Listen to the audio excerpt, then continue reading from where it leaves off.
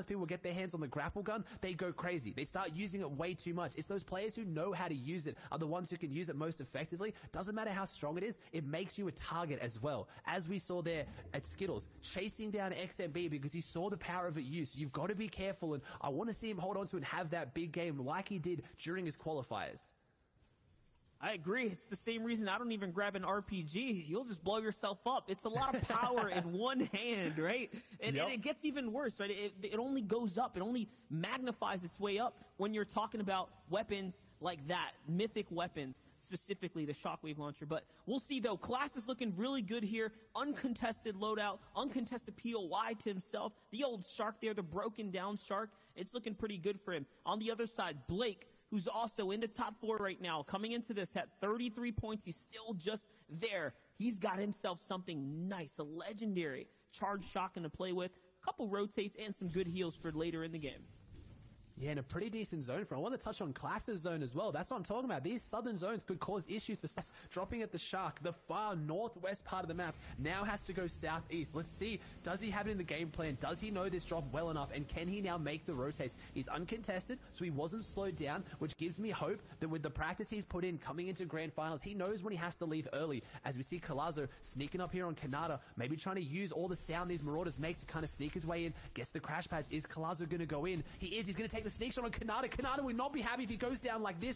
Colazo finding his way in, gets the cone, but Kanata goes out the top. Colazo and Kanata, two of the biggest names in NA East. Colazo, a controllable, being slower, more methodical, not as aggressive as someone like Kanata. Probably going to disengage here. Yes, Colazo took the chance. He lost his element of surprise, and maybe now he's just going to throw this. Kanata's pushing forward on Colazo, gets him in the cone. This is not somewhere Colazo wants to. I have to imagine that Colazo's going to struggle in this fight, and no! He hits him with the harpoon, flicks to the blue tack, and takes him down with what must have been an integer of 1 health. He has literally exactly 50 health from that siphon, and he hits him with the emote.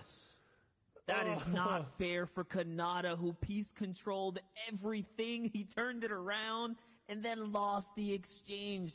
It just looked like weak hands in that single moment, unfortunately, but that was great for Colazo, who's been hot and cold. He already hit a top 10. He hit a top 15. He had 2 fizzles out. So with that, that puts him up still for success, for contention, for top 5-ish right now.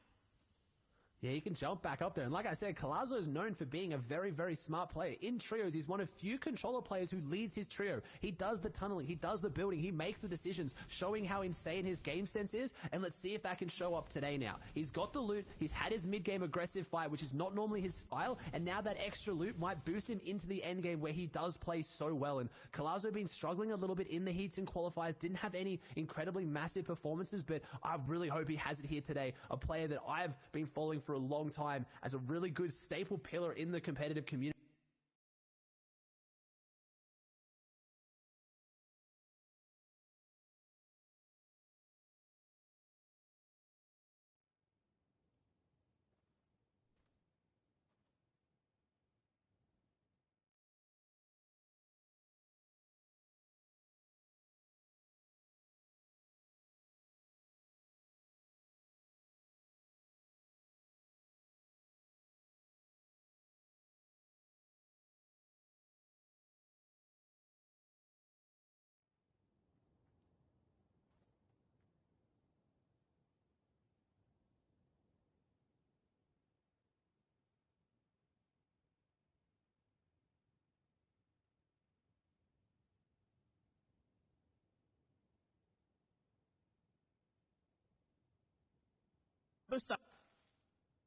And possibly, but if he wants to push himself up there, he's going to have to pick up some eliminations because he's falling a bit off the pace. As someone who can pick up those eliminations, who we haven't seen much of today, Clicks, a player who can drop big games if he gets the opportunity, going to hold this angle with a sniper rifle as he knows the player's there. He's trying to secure this chest. I don't know if he wants to take the fight. It's a scary situation for this opposing enemy because Clicks, if he gets inside this one, turns this into a bit of a box fight, we know how strong he can be. But there's a couple of eyes on them and they are on edge storm. So Clicks choosing to be smart about this and rotate away and no!